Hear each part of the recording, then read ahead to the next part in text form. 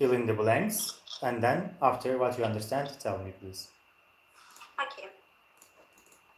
2.16 Interview with a Professor of Classics. Part 1. Professor Beard, what's the secret to getting people interested in the Romans, in ancient history? Well, you have to go about it the right way, really.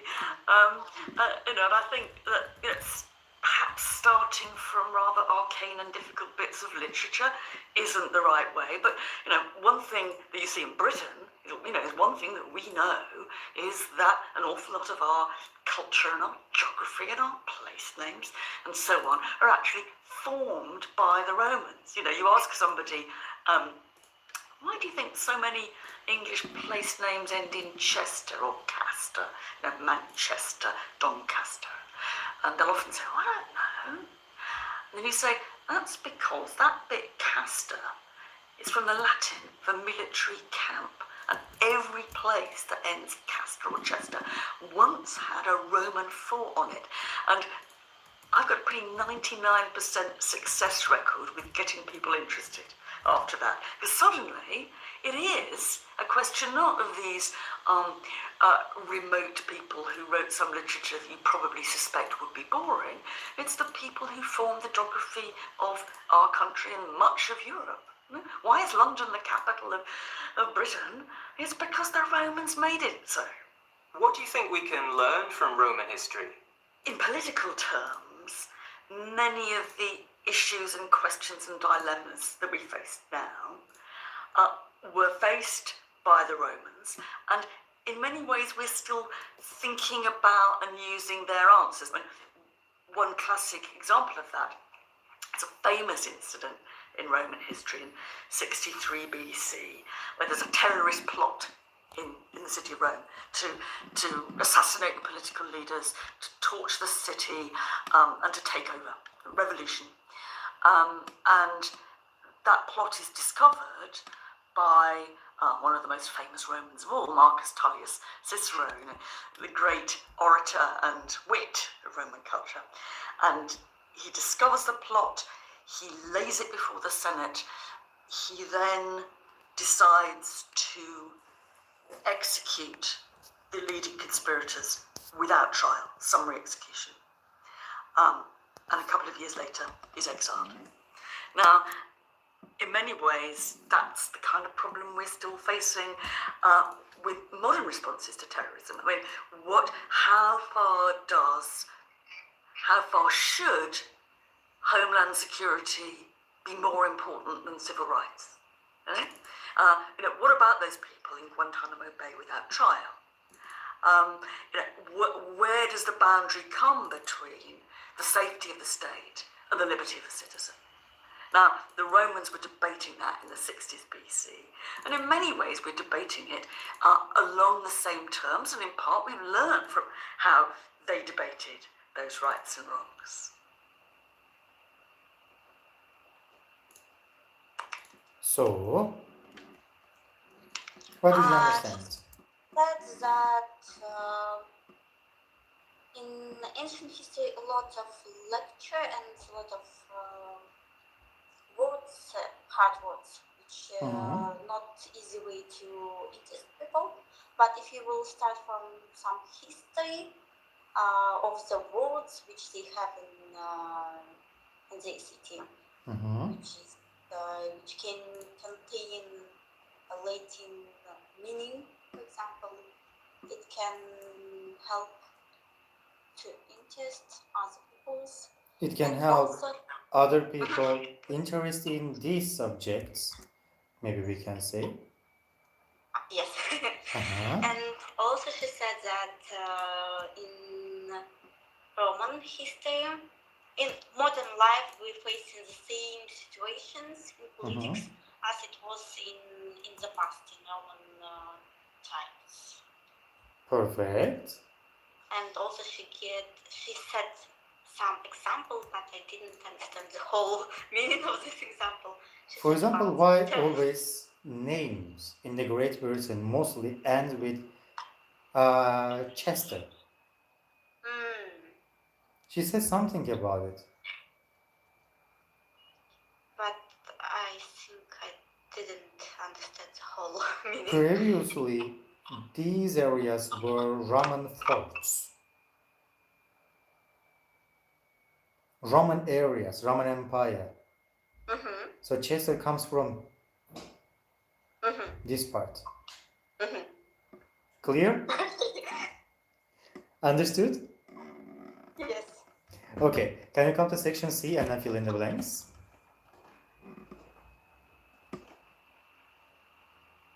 Sorry, didn't hurt you. Okay, can you come to section C and then fill in the blanks? Ah, okay. You can read aloud. Hmm? You can read aloud these questions. If a place name ends with Chester or Castor, it means that it once or military comes there. But I don't remember. Maybe I didn't see it again. In just 10 seconds, I said. Don't you remember what I said? I think that I didn't hurt you because my phone is maybe have problem with audio. Okay, previously Roman forts, Roman Empire. So maybe I can help you like this. Roman Empire, so Had a Roman fort. It can be the answer. had the Roman. Understood you. Sorry for that. Sorry? You mean this, yes? Yes. London is the capital of Britain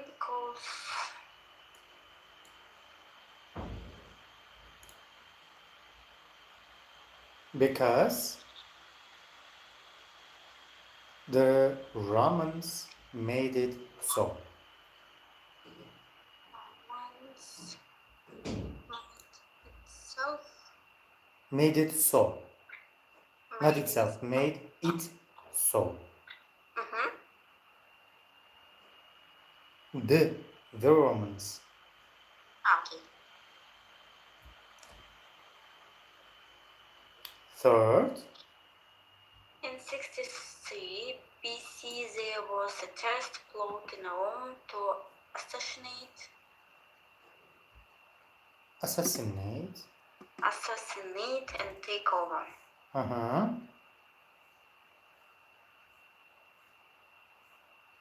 Political leaders. Mm-hmm.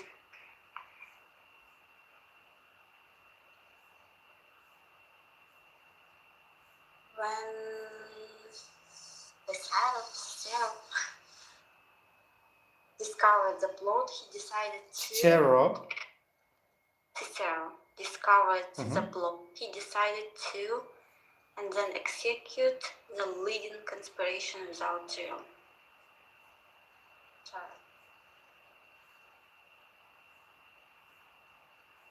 I don't remember. Tell the Senate about it. Tell the Senate about it. Tell the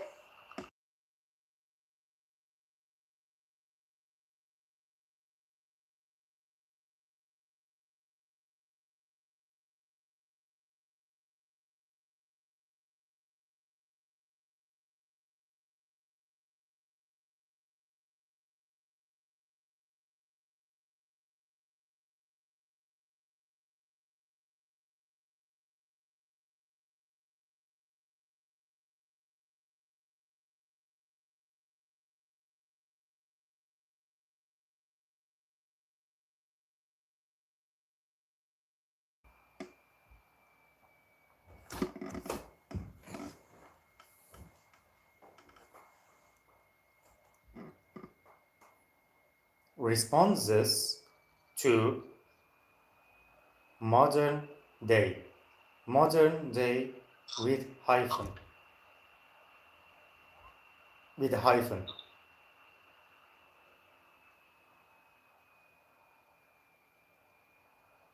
Modern, yes. Oh, okay. So can you read this glossary, please?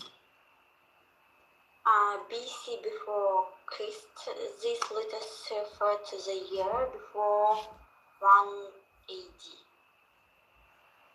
Anno Domini, the year of our Lord. Torch, verb set fire to. Marcus Tullus, Caesar, a Roman politician, and the lower one of Rome's greatest orators. Torch. The Senate, a political institution in ancient Rome. Senate. Be exiled. Exiled. Mhm. Be sent to another country for political Exiled. reasons or as a punishment. Guantanamo Bay, a U.S. military prison where many suspected terrorists have been.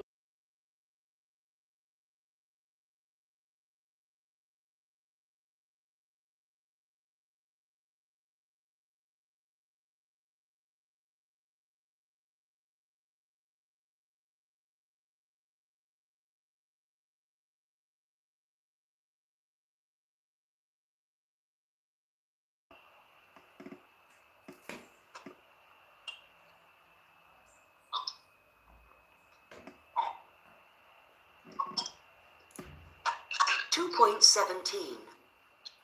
Interview with a professor of classics. Part 2.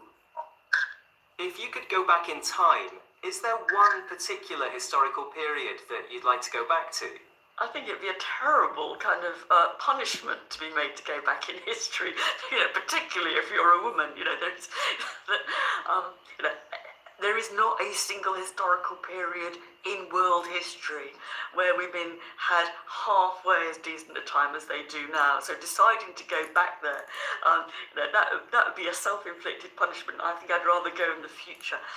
And there's also, even for men, there's considerable disadvantages about the past, like no antibiotics and no aspirin. Today, we live in a celebrity culture, but in Meet the Romans, you focus on the lives of the ordinary people in Rome.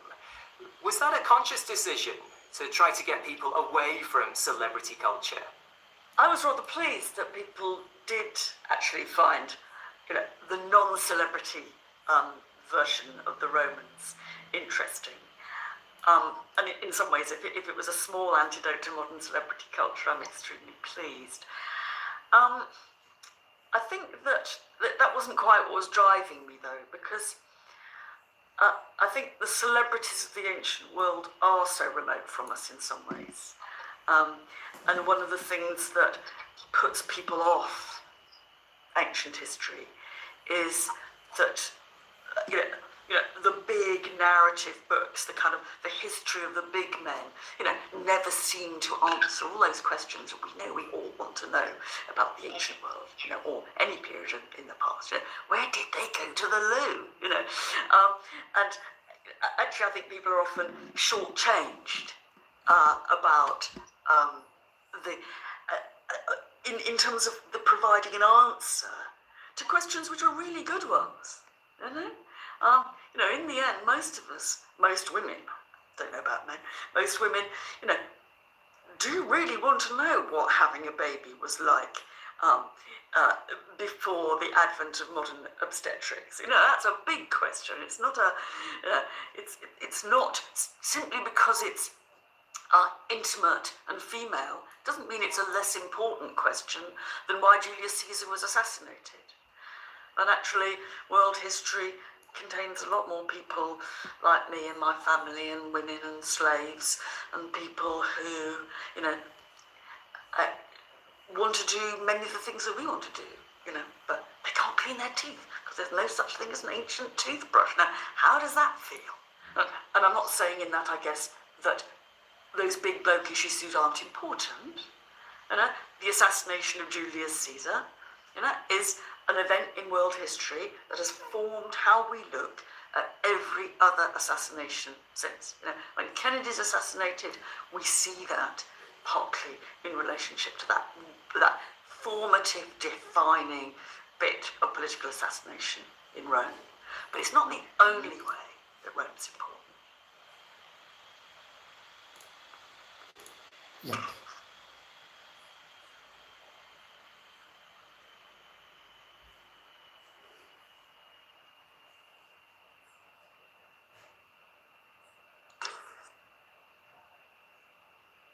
What is the third one? Mhm.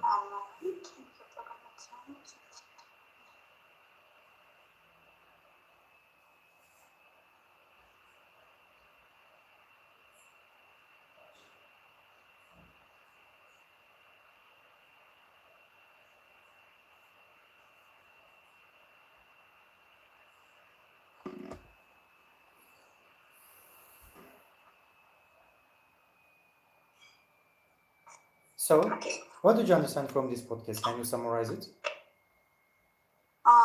Firstly, she said that she doesn't want to back ancient world just because it's, as she said, it will be like a punishment. Mm-hmm.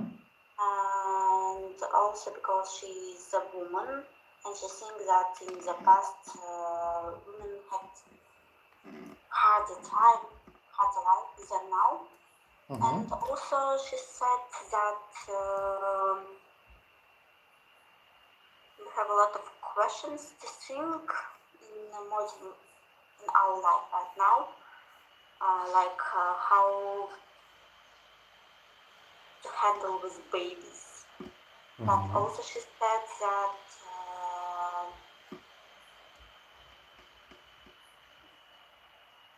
the ancient books doesn't answer to all your questions that you had. Do not give an answer. Ancient books.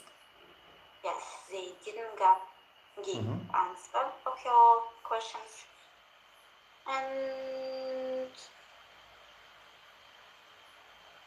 maybe all of this information will not be helpful for today. Okay. So next one we will see. Part 3. Let's listen to the podcast and answer again.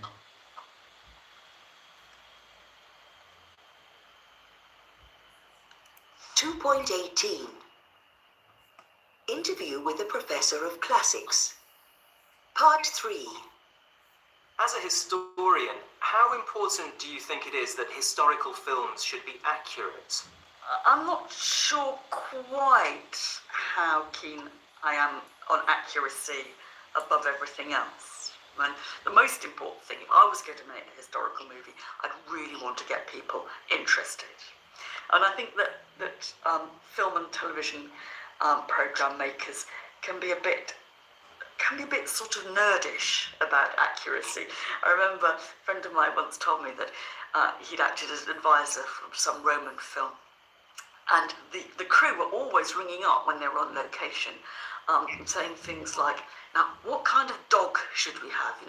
Should it, if we're going to have a dog in the film, should it be an Alsatian or a Dachshund or whatever?" And to start with, he said he'd go to the library and he'd kind of look up and he'd find a breed. And eventually, after question, he'd think that these guys are getting the whole of Roman history in the big picture utterly wrong. And yet there they are, worrying about the damn dogs. Can you think of any historical films that you've really enjoyed? I absolutely loved Gladiator. Never mind its horribly schmaltzy plot.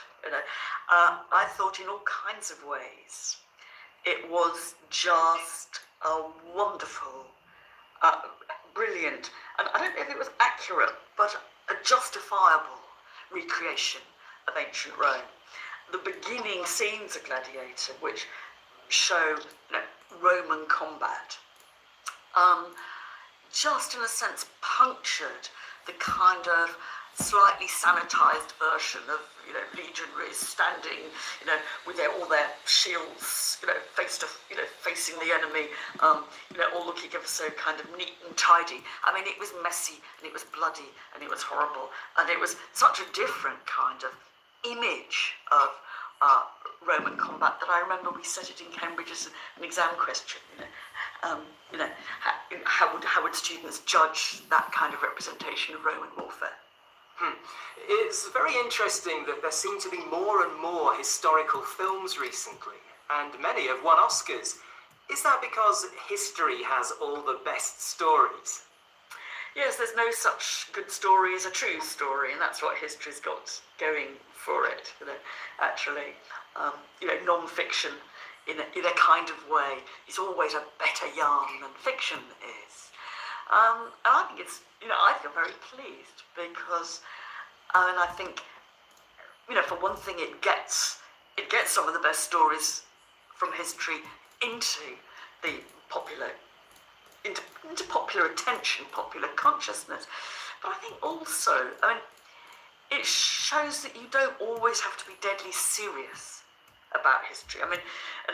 History, like classics, is often treated as something which is good for you, but isn't actually going to be much fun. You'll be improved by knowing about it, but it probably will be a bit tedious in the process. And I think that, showing that history can be larky, it can be funny, it can be surprising, it could be something that you can sit down and have a good 2.5 hours at the cinema enjoying, is really all to the good. Okay, finito, I guess. She firstly said that for her, accuracy is not as much important as the intention to help people Mm-hmm. to be interested to the ancient history. The main And also, desire, the main attraction. yes, Mm-hmm. and that's why she said that it will be better to be films maybe a little bit fictional, but to have fun and to enjoy it. Yes. Instead of heavy fictional, we can say little bit attractive or charming. It should be catchy, she said, basically. And what is more? And also she said that she really liked Gladiator. Mm-hmm. She mentioned that the best part was the Roman combat, which she liked, and she liked how it was filmed and showed in the movie. Okay. And the last one, she just said that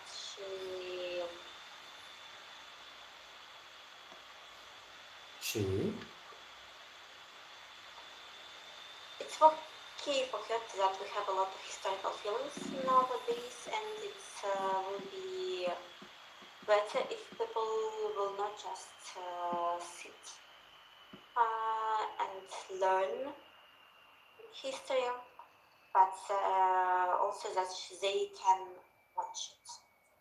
Mm-hmm. But of course, accuracy is a big problem here. Because we need to balance accuracy and enjoyment, but it will not be possible.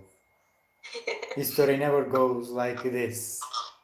So, what do you think highlighted informal words and phrases mean? Television performance can be part of United support.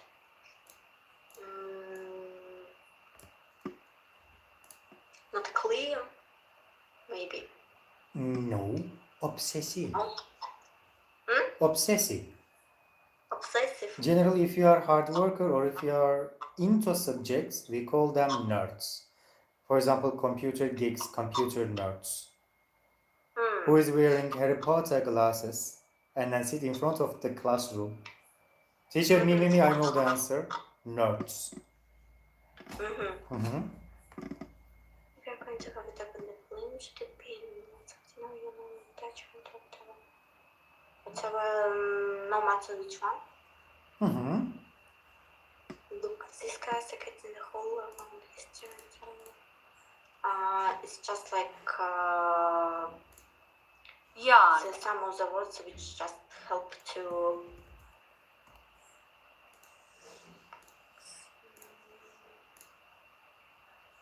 like you just want to mention something new. That's why you say look. Mm-hmm. It was hard for me to explain. Okay. The moment is probably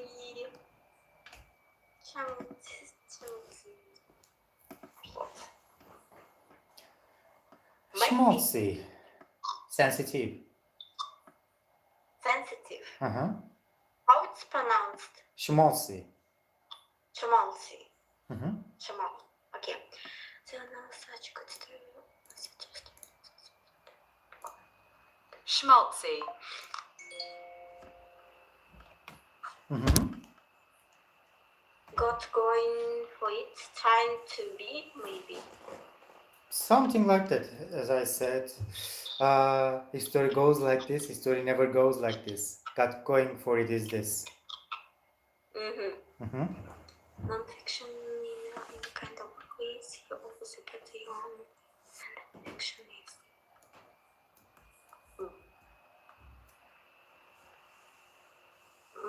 More like, maybe. Mm-hmm. Actually, there is an interesting philosophical sentence to confuse the readers. Non-fiction in a blah blah, in a kind of way, is always a story, a narrative, better narrative than fiction, than story. Actually, yarn and fiction are approximately the same. Yarn that you created, fiction is you created, non-fiction is the reality, yarn is the narrative story, we can say. Is it clear? Yes. Nice. Next one. One more time. Listen and fill in the blanks. Okay.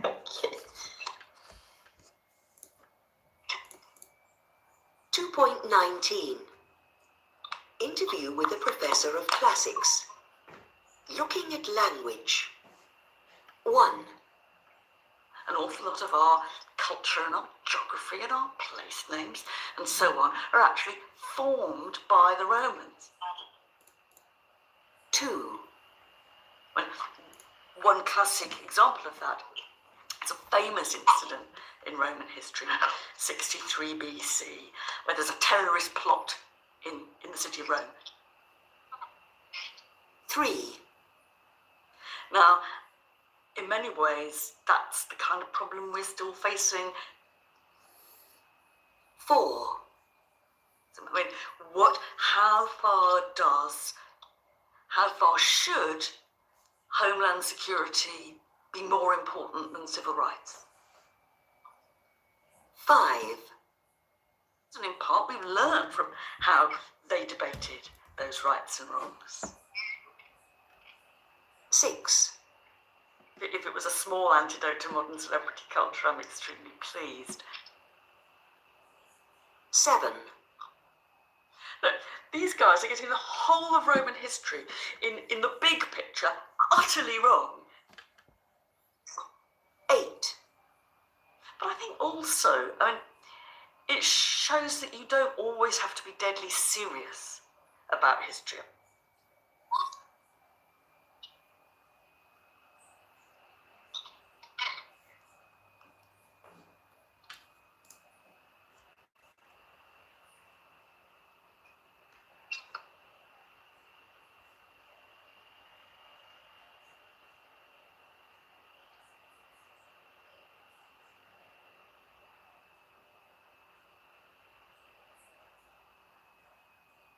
Okay, the first one I didn't heard. An awful Awful. means terrible.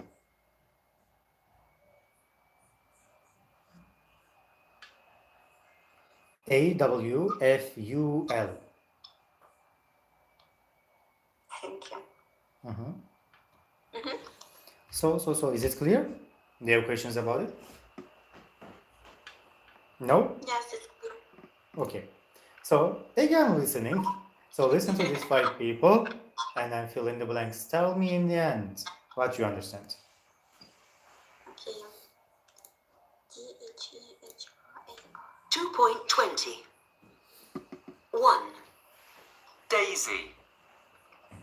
Is there a period of history that you would like to go back to? I'd really like to go back to Tudor England, 16th century. 2.20. 1. Daisy. Is there a period of history that you would like to go back to? I'd really like to go back to Tudor England, 16th century England. Why that period?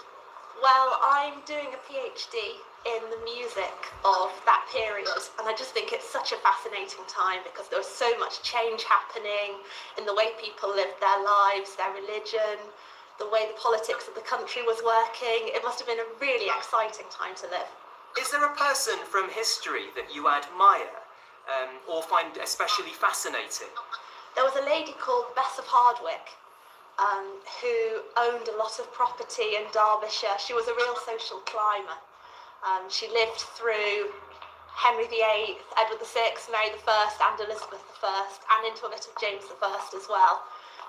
So she had a really long life, really exciting life, and she started from absolutely nothing and worked her way right to the top. I think she must have been a really amazing lady to know.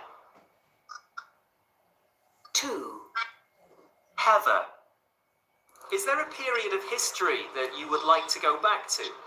I think I would have loved to be around in California in the 60s.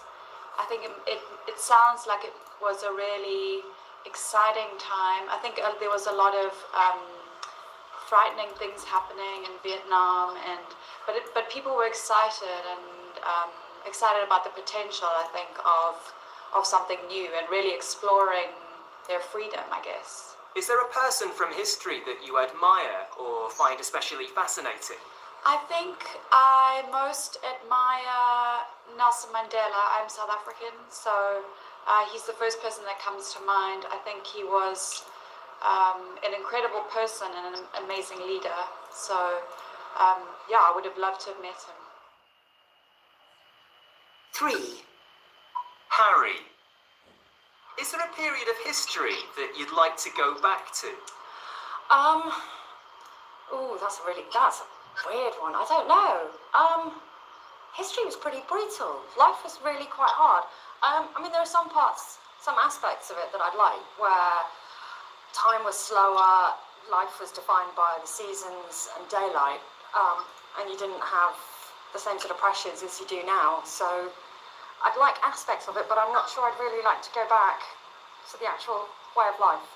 Is there a person from history that you admire or find especially fascinating? Probably Queen Elizabeth I, because she managed to be the queen in a society where women weren't expected to have or hold or command any power and respect, and that they were meant to do the bidding of men and their families. And she actually stood up and was a person to be counted. 4. Adam. Is there a period of history that you would like to go back to? Yes, there's a period I'd like to go back to, absolutely. I love ancient Greece. I love ancient Athens, and I think it would be so amazing to spend time there and see what it was like being in the Agora with, Plato and Aristotle and talking, and that entire world would be very, very interesting to me. Is there a person from history that you admire or find especially fascinating? A person from history that I find that I admire. There are a lot of people. I study a lot of ancient history, so I would love to meet Julius Caesar or someone like that who really transformed the entire world with his actions. And he has a very unique personality. He was a very cocky person, and it'd be fun to just see what he was like in person and see how he was able to kind of take over the entire Roman Empire by himself. 5. Richard. Is there a period of history that you would like to go back to? Oh, there's so many. I kind of have this romantic idea of the 1920s, maybe, when there was a motor car had been invented, but not many people were driving. So I like the idea of wandering and walking the quieter roads of England. Is there a person from history that you admire or find especially fascinating? It would probably be one of the ordinary men So not a big person, a big name, but one of the hundreds of men who were like on, say, Nelson's ship, the Victory, who were maybe firing cannons or pulling up the sails. So one of those characters, just an ordinary seaman, sailor. Okay. So what did you understand? There was asked would they like to travel back by time, and some of them said that they want to, and some of them didn't mention the specific time. And the Who would like to first go back to a historical period? Who said that he or she would like to go back to a historical period?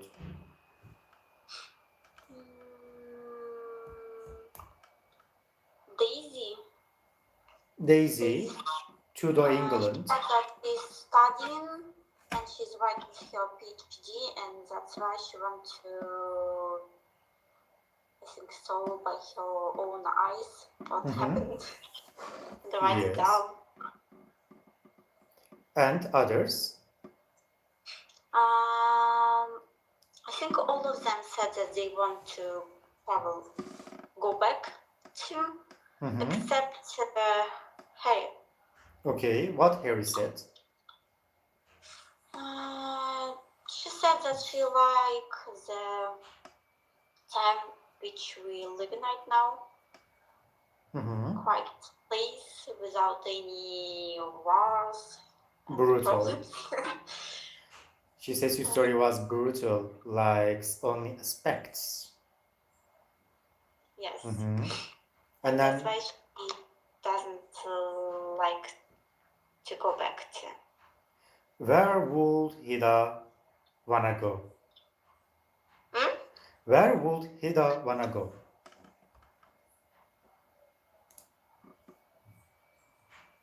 Hasn't? Yes. She said that during that time was trying to have freedom.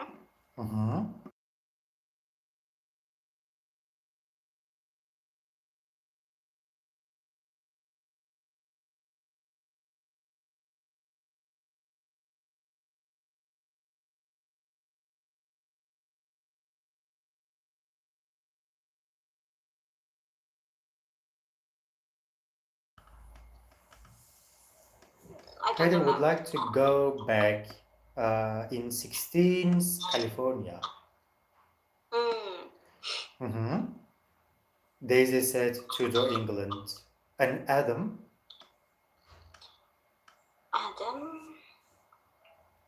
Ancient Greece. He said yes about ancient Greece, and Richard? said he wanted to meet the Julius Caesar. Richard said that he wants to back to 1920s. 20s. Just because it was a time when a lot of things was invented. And as well, he would like to be an ordinary man at that time, maybe sailors on Nelson's ship, he said. Yes. So. Complete these sentences, please. Okay.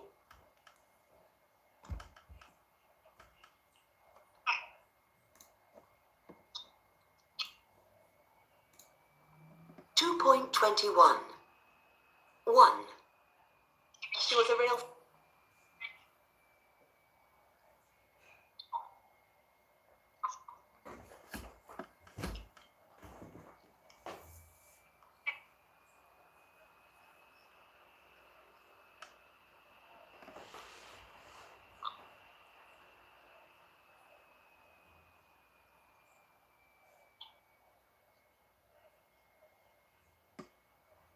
Super.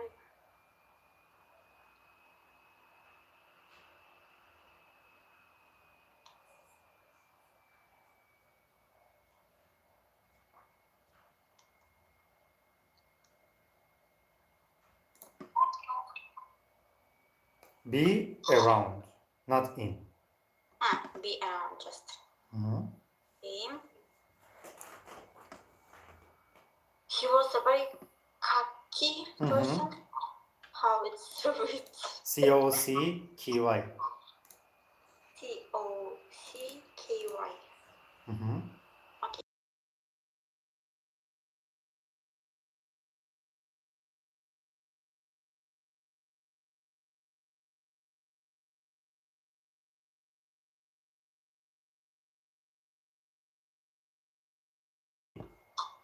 Cocky is a little bit different. Okay. That's very, very different, I can say. So, let's enjoy after this speaking. Okay, wake up, come back accent. Okay, what periods and places in history did you study at school? And then did you enjoy it as a subject or not? Why not? I never enjoyed the history as a subject at school, and I never enjoyed it and never learned it. I don't know why. Maybe because our teacher was not interested to explain everything to us. Just memorize information? Yes, and every time she just read what was written in the book. She read. How do you think a teacher can set students interested in history? My sister, she's very interested in history, and I asked her why you are so interested while we are studied in the same school. But she had a different teacher, and this teacher always tried to explain everything by his own words. And I think it was Classic teacher, classicist teacher, we can say. But why didn't you want to change your teacher at the school? It was hard to change. It was just one teacher. He was one, but There will be no option. I will explain. I have 4-year difference between me and my sister. Oh, who is older? Me older. So you should repeat this 4 years. There will be another option for you. Yes.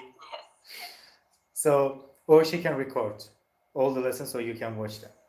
Maybe it can be option. But as well, you will forget it. But after these 3 lessons from Kulang, they all was about the history. I understood that I'm very stupid in history. No, just you are not interested in history. A little bit.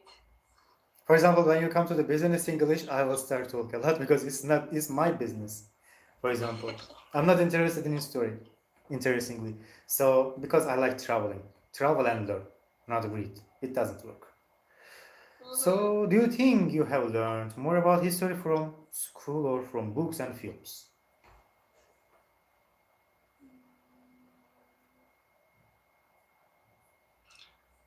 I think that if we're talking about me, I didn't learn anything. I did not learn something from about them. books and films, maybe I know a little bit from films, just because we watch lots of films about World War, for example, and what happened. But these are fiction, Yes. not real. That's why I think that I just know that it happened, we had it, and that's all. I never seen any Ottoman Empire warrior with makeup, sexy clothes in the war. Yes, and with They shave their bodies yes, like a bodybuilder. Please. they're always clean. We are Turks, so please not do it. As you see, we are not babyface guys. So, why do you think historical films and novels are so popular?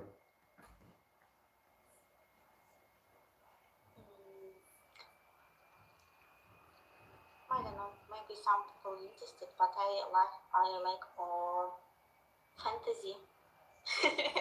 People like such kind of actions and attractions, I guess. Yes. And maybe just because there are a lot of drama. People Mhm. love drama also. Like Yeah. crying. If So- we talk about women. In historical movies, it is difficult to do it, but nowadays I think people do it very well. Yes. In historical movies, even we can easily see tragedies, some chaotic family relationships, toxic relationship, Yes. or moody vibes, especially in Ottoman Empire. If you watch Turkish TV series like The Magnitude Süleyman, you can easily find I it. watched not all of them, but part I watched. Mhm. It's not real. So I'm passing the slide. Did you finish feedback? Yes, okay, I will type it. Okay, I didn't. Can you back? Okay. Thank you very much. not finished. Not finished? Of course, we have time. Okay. We can start business English and then we can continue. How can you describe governance?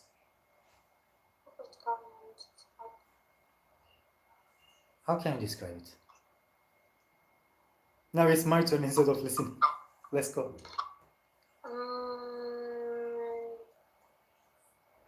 If you talk about government, the governance. Government is different.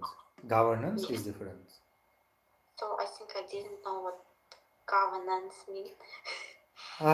Governance is approximately synonym of administration, management. Management plus control. I think it's a group of people Mm-hmm. who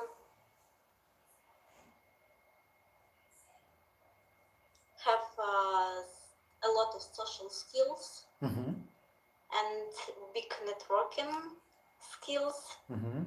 and that's why they can manage